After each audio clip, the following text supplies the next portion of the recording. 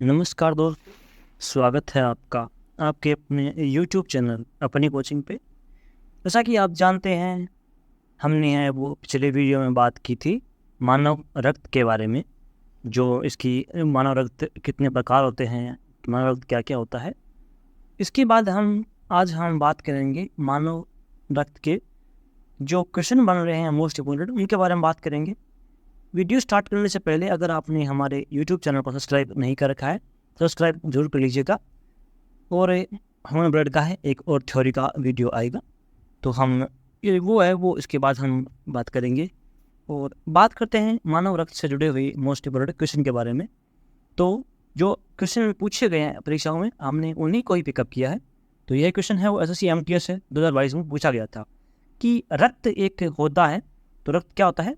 तो रक्त एक तरल संयोजी ऊतक है और रक्त एक उपकलित ऊतक भी है। तो आपके ऑप्शन ए और बी है वो दोनों सही हो जाएंगे।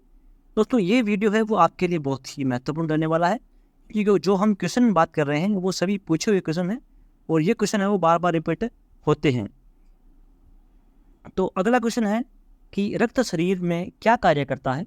तो रक्त है आपके शरीर में है, वो सारे शरीर में ऑक्सीजन पहुंचाता है। आपको ये पता होगा रक्त है, उसके साथ में है रक्त में हीमोग्लोबिन होता है और हीमोग्लोबिन है वो ऑक्सीजन को पहुंचाने का कार्य करता है। तो आपका ऑप्शन ए है वो सही हो जाएगा इसका। अगला क्वेश्चन है कि एक स्वस्थ व्यक्ति में है वो लगभग कितने मिलीमीटर रक्त होता है। तो आपके वो होता है 5 से 5.5 mm खून आपके एक स्वस्थ व्यक्ति में होता है। दोस्तों, इधर देख सकते हैं आप कितना कुछ क्वेश्चन इंपॉर्टेंट है। ये SSC के मैट्रिक में पूछा गया है, UPPSC में पूछा गया है, CGL में पूछा गया है, BPSC में पूछा गया है, CGL में दोबारा पूछ लिया गया है। तो ये क्वेश्चन आपके लिए बहुत महत्वपूर्ण होने वाले हैं। अगला क्वेश्चन है कि मानव रुधिर यानी कि ह्यूमन ब्लड का pH कितना होता है। तो मानव रक्त का pH है वो आपके 7.4 होता है। ये आपने बहुत सी परीक्षा में क्वेश्चन देखा होगा, ये रिपीटेड क्वेश्चन है तो आपको ये जरूर पढ़ना चाहिए। तो अगला बात करो तो ये देख सकते हैं आप कितनी परीक्षा में पूछा गया है, CGL में पूछा गया है, इसके अलावा ये रेलवे में पूछा गया था अभी, जो तो मैंने इंक्लूड नहीं करा, लेकिन रेलवे में पूछा गया था अभी। अगला क्वेश्चन है कि मनुष्य के खून का pH है वो कौन सी प्रकृति का होता है, अम्ल क्षार है या फिर बेसिक जो भी होता है। तो क्या होता है, तो इसका सही उत्तर होगा कि कम क्षारीय है वो ह्यूमन का ब्लड होता है। तो आपकी ऐसे CGL में 2017 में पूछा गया था ये सवाल। अगला क्वेश्चन है छठवा यानी 6 नंबर कि मानव रक्त या ह्यूमन ब्लड यदि अम्लीय हो जाए तो क्या होता। तो इसका सही उत्तर होगा कि हीमोग्लोबिन की ऑक्सीजन वहन क्षमता कम हो जाएगी। अगला क्वेश्चन है कि प्राकृतिक कोलाइड कौन सा होता है। तो आपका प्राकृतिक कोलाइड है यानी कि ब्लड जो है वो एक प्राकृतिक कोलाइड होता है। इसके अलावा यूरिया, सोडियम क्लोराइड, ये नहीं होते, लेकिन ब्लड जो है वो प्राकृतिक एक कोलाइडी विलियन है। आपको ऐसे CGL में पूछा गया था। अगला क्वेश्चन है कि कणिकाओं या फिर कार्पल्स के बिना रक्त के तरल अंश को कहते हैं। तो आप ये कहते हैं प्लाज्मा। रक्त में है वो प्लाज्मा पाया जाता है। तो कार्पल्स के बिना रक्त के तरल अंश कहते हैं उन्हें, वो प्लाज्मा कहते हैं। रक्त है हमारे वो एक तो प्लाज्मा के फॉर्म में पाया जाता है, एक और द्रव के फॉर्म में पाया जाता है। जैसे द्रव में है वो RBC, WBC और प्लेटलेट्स होती है, वो जो कि लगभग है वो 45% से होती है, और ये जो प्लाज्मा होता है वो 55 होता है। अगला क्वेश्चन है कि मानव रक्त में वो कोशिकीय अंश का कितना प्रतिशत प्लाज्मा होता है। तो वो आपका होगा 55% है वो आपके प्लाज्मा पाया जाता है। जब हमने बात कर ली ना कि आपकी जो तरल भाग है RBC, WBC और प्लेटलेट्स, उसका भाग होता है 45 और जो प्लाज्मा होता है उसका होता है 55% होता है। ये अपने बात कर ली इससे पहले। अगला क्वेश्चन है 10 नंबर कि एक हल्के पीले रंग का गाढ़ा तरल पदार्थ होता है जो रक्त के आयतन का लगभग 55% होता है। तो उसे क्या कहते हैं। तो वो उसे कहते हैं प्लाज्मा या प्रद्रव्य कहते हैं। ये दूसरे शब्दों में इसे जो प्रद्रव्य भी कहते हैं। अगला क्वेश्चन है कि मानव रक्त प्लाज्मा में प्राय पानी की प्रतिशत मात्रा में कितनी भिन्नता होती है। तो मानव रक्त में है वो लगभग 90 से 92% है वो पानी ही होता है। तो आपका ऑप्शन डी है वो हो जाएगा। और ये दोस्त देख सकते हैं आप CGL में पूछा गया है, झारखंड PSC में पूछा गया है, ये सवाल है, तो ये महत्वपूर्ण है। इसके अलावा निम्नलिखित में से कौन सा एक प्लाज्मा प्रोटीन नहीं है, तो इसके बारे में बात करें तो ये है हीमोग्लोबिन जो है एक प्लाज्मा प्रोटीन नहीं है। इसके अलावा प्रोथ्रोम्बिन, फ्रोबिनोजिन, ग्लूबुलिन, ये जो हीमोग्लोबिन है वो एक आपका प्रोटीन नहीं है। इसके अलावा ये जो है वो फाइब्रिनोजन है, वो आपके रक्त थक्का बनाने में काम आता है। प्रोथ्रोम्बिन ये सब है वो प्लाज्मा प्रोटीन नहीं होते हैं। हीमोग्लोबिन है जो कि प्लाज्मा प्रोटीन होता है। अगला क्वेश्चन है, रक्त का ग्लूकोज स्तर सामान्यतः व्यक्त किया जाता है, तो किससे व्यक्त करते हैं हम रक्त का ग्लूकोज स्तर? आपको कहते हैं मिलीग्राम प्रति डेसीलीटर में है वो आपका रक्त का ग्लूकोज का स्तर है वो व्यक्त करते हैं। अगला क्वेश्चन है कि वयस्कों में खाली पेट रुधिर या ब्लड ग्लूकोज स्तर mg प्रति 100 ml में होता है, तो कितना होता है? तो वो आपका हो जाएगा 100 मिलीग्राम प्रति 100 ml में है वो आपसे खाली पेट रुधिर ग्लूकोज स्तर होता है। अगला क्वेश्चन है कि मनुष्य में है वो सामान्यतः निरंतर रुधिर शर्करा स्तर है प्रति 100 ml रुधिर होता है, तो वो आपका हो जाएगा, हमने इसकी बात कर ली है, 80 से 100 mg है वो आपका निरंतर रुधिर शर्करा होता है, ब्लड शुगर का लेवल होता है। अगला क्वेश्चन है कि मानव रुधिर में वो कोलेस्ट्रॉल का सामान्य स्तर कितना होता है, तो वो आपका हो जाएगा ऑप्शन आपका डी, 180 से 200 मिलीग्राम % है वो आपका मानव रुधिर में वो कोलेस्ट्रॉल का स्तर होता है। अगला क्वेश्चन है कि वयस्क पुरुष में RBC की सामान्य संख्या होती है, तो RBC की संख्या हमने बात की थी कि वयस्क मनुष्य में है वो 5.4 मिलियन है वो वयस्क मनुष्य में RBC की संख्या होती है, लगभग कितनी होती है स्वस्थ मनुष्य में। अगला क्वेश्चन है कि रक्तोल्पत्ति कहाँ होती है, यानी रक्त अल्पता कहाँ होती है, तो आपका हो जाएगा ऑप्शन रक्तोत्पत्ति है। रक्त की उत्पत्ति कहाँ होती है, तो वो आप कहते हैं अस्थि मज्जा में। ये तो ये क्वेश्चन मैंने कल परसों पूछा था आपसे कि रक्त है वो कहाँ बनता है, तो आपके अस्थि मज्जा में है वो, बोन मैरो में है वो आपका ये रक्त बनता है।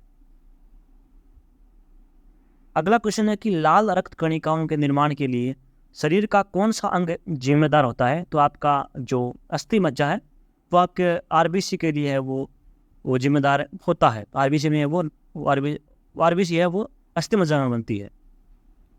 इसके अलावा लाल रुधिर कणिकाएं यानी कि RBC है वो कहाँ बनती है, तो वो आपका बन जाएगा लाल अस्थि मज्जा। ये भी हमने बात कर ली इस क्वेश्चन की, भाषा चेंज है इसकी वो केवल। अगला क्वेश्चन है कि RBC का औसत जीवन काल लगभग कितने समय का होता है, तो आपका हो जाएगा 100 से 120 दिन है वो RBC का जीवन काल होता है। ये दोस्तों आप देख सकते हैं SSC मैट्रिक स्तरीय 6 में पूछा गया है, SSC CSSL में पूछा गया है, SSC MTS में पूछा गया है, ये सवाल है, तो ये महत्वपूर्ण है। इसके अलावा पुरानी और नष्ट प्राय लाल रक्त कणिकाएं कहाँ नष्ट हो जाती हैं, तो वो आपका हो जाएगा प्लीहा में, स्प्लीन में है वो RBC है वो नष्ट होती हैं। इसे वो स्प्लीन भी कहते हैं, प्लीहा भी कहते हैं, तिल्ली भी कहते हैं। तो RBC कब्रिस्तान है वो किसे कहते हैं, प्लीहा को कहते हैं RBC का कब्रिस्तान। अगला क्वेश्चन है कि निम्नलिखित में से कौन सा मानव शरीर के विभिन्न अंगों का ऑक्सीजन वाहक है, तो ऑक्सीजन वाहक वो आपका RBC हो जाएगा, RBC में है वो आपके ऑक्सीजन का वहन होता है। अगला क्वेश्चन है कि बहुत अधिक ऊंचाई पर मनुष्य की RBC है वो घटती है बढ़ती है, इसका पूछा है स्तर क्या होता है, तो बहुत अधिक ऊंचाई जाने पर है मनुष्य की RBC का आकार है वो बढ़ जाता है। तो आदमी लाल दिखाई देता है ना, RBC की जो ज़्यादा अधिक ऊंचाई जाने पर आदमी का शरीर वो लाल पड़ जाता है, इसी वजह से RBC का है वो आकार बढ़ जाता है। अगला क्वेश्चन है कि रक्त में RBC के बढ़ने से कौन सी स्थिति बन जाती है, तो RBC ज़्यादा बढ़ने से है वो आपके पॉलीसाइथेमिया हो जाता है, रक्त में RBC के बढ़ने से। अगला क्वेश्चन है कि खलिस्तान एक स्थिति होती है जिसमें रक्त में लाल कोशिकाओं की या हीमोग्लोबिन की कमी होती है, तो क्या कहते हैं, तो वो आपको कहते हैं एनीमिया रोग है वो RBC की कमी के कारण है, वो एनीमिया रोग होता है RBC में हीमोग्लोबिन की कमी से। अगला क्वेश्चन है कि मानव शरीर में रक्त की अपर्याप्त आपूर्ति को कहते हैं, तो वो आपको कहते हैं, आपका ऑप्शन ए आपका सही होगा, इस्कीमिया है। वो मानव शरीर के रक्त की अपर्याप्त आपूर्ति को इस्कीमिया कहते हैं। आपका ऑप्शन ए है वो सही हो जाएगा। ये एसएससी टैक्स असिस्टेंट 2009 की भर्ती में पूछा गया एक सवाल है। अगला क्वेश्चन है कि निम्नलिखित में से किसको लाल रक्त कोशिकाओं का कब्रिस्तान या आरबीसी का कब्रिस्तान कहा जाता है? तो इसकी बात हमने पहले कर ली थी। प्लीहा, तिल्ली या स्प्लीन को है वो आरबीसी का कब्रिस्तान कहते हैं। इसकी बात हम पहले कर चुके हैं। अगला क्वेश्चन है कि मानव शरीर का रक्त बैंक किसे कहते हैं? तो मानव शरीर का रक्त बैंक है वो प्लीहा, तिल्ली या स्प्लीन को कहते हैं। दोस्तों क्वेश्चन यही है, लेकिन इनकी भाषा चेंज कर करके है, वो घुमा घुमा के पूछते हैं। क्वेश्चन है वो इतने ही बनते हैं, जितने 50-100 क्वेश्चन बनेंगे, 100 के लगभग क्वेश्चन हमने इस पर इंक्लूड किए हैं। क्वेश्चन यही बनते हैं, लेकिन जो भाषा चेंज करके हैं वो क्वेश्चन को घुमा घुमा के पूछते हैं। तो हम जो भी क्वेश्चन बन रहे हैं उनके बारे में हम बात कर रहे हैं, और क्वेश्चन यहीं से बनेंगे। अगर इस टॉपिक से क्वेश्चन बनेंगे तो यहीं से बनेंगे यार, ये मेरा दावा है। ये जो क्वेश्चन हम बात कर रहे हैं ये सब क्वेश्चन पूछे हुए क्वेश्चन ही है परीक्षाओं में। अगला क्वेश्चन है कि डब्ल्यूबीसी का बनना तथा आरबीसी का विनाश होना होता है, उसे क्या कहते हैं? तो ये कहाँ होता है? तो ये आपका प्लीहा में है वो डब्ल्यूबीसी का, प्लीहा में यानी स्प्लीन में है वो आरबीसी बनती है, और आरबीसी का विनाश होता है स्प्लीन में। अगला क्वेश्चन है कि आरबीसी यानी लाल रक्त कणिकाओं का रंग है वो निम्नलिखित में से किसकी उपस्थिति में कारण लाल होता है? तो आपका हो जाएगा हीमोग्लोबिन की उपस्थिति में है वो आरबीसी का रंग है वो लाल होता है। अगला क्वेश्चन है कि हीमोग्लोबिन वो किसका मुख्य घटक है? तो हीमोग्लोबिन है वो आरबीसी का मुख्य घटक है। तो हमने इसकी बात कर ली है, ऑप्शन 20 का सही उत्तर हो जाएगा। अगला क्वेश्चन है कि हीमोग्लोबिन क्या होता है? तो बात करें हीमोग्लोबिन की, तो हीमोग्लोबिन है एक प्रोटीन होता है। अगला क्वेश्चन है कि निम्नलिखित में से वर्णक प्रोटीन, इसे क्रोमोप्रोटीन भी कहते हैं, कौन सा है? तो 4 ऑप्शन दिए हुए हैं। इनमें से जो हीमोग्लोबिन है वो एक वर्णक प्रोटीन यानी क्रोमोप्रोटीन है वो हीमोग्लोबिन है। आपका ऑप्शन बी सही हो जाएगा। अगला क्वेश्चन है कि निम्नलिखित में से कौन सा हीमोग्लोबिन का एक प्राथमिक कार्य है? तो हीमोग्लोबिन के कार्य में बात करें तो ऑक्सीजन का वहन करना है वो हीमोग्लोबिन का कार्य है, और हीमोग्लोबिन है वो आरबीसी में पाया जाता है ब्लड में। अगला क्वेश्चन है कि निम्नलिखित में से कौन रक्त में ऑक्सीजन अधिग्रहण का कार्य करता है? तो वो आप हो जाएगा हीमोग्लोबिन है वो रक्त में वो ऑक्सीजन का अधिग्रहण कार्य करता है। तो दोस्तों देख सकते हैं आप कि क्वेश्चन कैसे पूछते हैं, ऐसे सीधे गुणी से पूछा गया था, कैसे घुमा घुमा के क्वेश्चन पूछते हैं। ये आप देख सकते हैं परीक्षा के लेवल क्या होता है, परीक्षा में कैसे क्वेश्चन पूछते हैं। अगला क्वेश्चन है कि रक्त धारा में ऑक्सीजन ले जाने वाला प्रोटीन होता है, तो वो आपका हो जाएगा हीमोग्लोबिन है वो ऑक्सीजन को ले जाता है। अगला क्वेश्चन है कि रक्त में हीमोग्लोबिन एक सम्मिश्र प्रोटीन है जिसमें भरपूर मात्रा में पाया जाता है, तो रक्त के हीमोग्लोबिन क्या पाया जाता है? तो आपका लोह है यानी Fe है वो रक्त के हीमोग्लोबिन में पाया जाता है। अगला क्वेश्चन है कि हीमोग्लोबिन और मायोग्लोबिन दोनों है वो खालिस्तान के निर्माण के लिए आवश्यक होती है, तो इनके निर्माण के लिए क्या आवश्यक होता है? तो आपका Fe यानी कि आयरन है वो इनके निर्माण के लिए आवश्यक होता है। हीमोग्लोबिन में आयरन पाया जाता है। अगला क्वेश्चन है कि निम्नलिखित में से कौन सी गैसें रक्त में ऑक्सीजन ले जाने की क्षमता को कम कर देती हैं? तो आपका कार्बन मोनोऑक्साइड है वो रक्त में ऑक्सीजन को ले जाने की क्षमता है वो कम कर देती है। अगला क्वेश्चन है 41 नंबर कि निम्नलिखित में से कौन सा वायु प्रदूषण है ऑक्सीजन की अपेक्षा अधिक शीघ्रता से रक्त में हीमोग्लोबिन में घुल जाता है? तो आपका हो जाएगा कार्बन मोनोऑक्साइड है वो रक्त में वो अधिक जल्दी से घुलता है, वो या ऑक्सीजन के प्रवाह को कम कर देता है। अगला क्वेश्चन है कि निम्नलिखित में से किसकी ऑक्सीजन के सापेक्ष हीमोग्लोबिन से अधिकतम बंध होता है? तो वो आपका हो जाएगा ऑप्शन ए कार्बन मोनोऑक्साइड। अगला क्वेश्चन है कि निम्नलिखित में से कौन सा रक्त के हीमोग्लोबिन के साथ अनुत्क्रमणीय संश्लिष्ट बनाता है? इसके बाद हमने कर ली है कार्बन मोनोऑक्साइड।